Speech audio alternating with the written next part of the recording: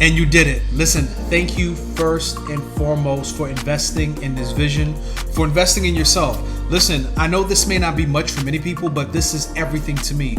Any dollar that you spend on my vision, on my ideas, anything I bring to the world, to me, it's everything. So first and foremost, I just want to thank each and every one of you who have taken the time to invest in this, taking the time to add value to yourself. You saw that this book was going to add value to you somehow, and you put the money to it. So I thank you for that. I thank you for investing in me.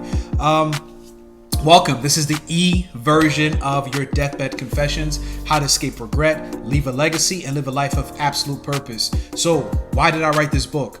Listen, all right, let me be honest. I wrote so many books. I wrote a book called Waiting on Superheroes. I've written a book called the Do Something Challenge. I've written so many books, but this book was really dear to my heart because it tells a story about, the wounded soldier, the wounded hero. Everybody looks at us entrepreneurs. I'm a speaker. I've done ministry. I've spoken at schools. I've been a teacher. A lot of people look at us as if we're superheroes, as if we're invincible, when really we're not. And it's a story about my life that I usually don't share. And to be honest with you, even in this book, I give you the story, but there's a lot more that there's a whole lot more that needs to be shared. But this was the introduction to one of the most trying times in my life. It's one of the moments in my life that made me, to be honest with you, is where I had nothing. I just felt as if I was at the end.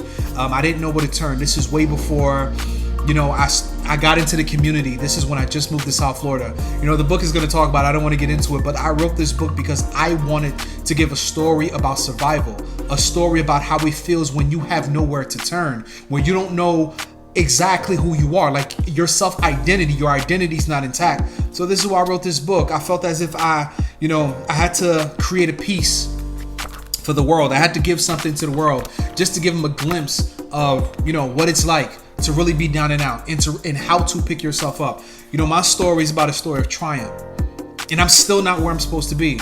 But once again, come on this journey with me. I thank you for investing in this book. And welcome to your Deathbed Confessions, the E version. Let's go.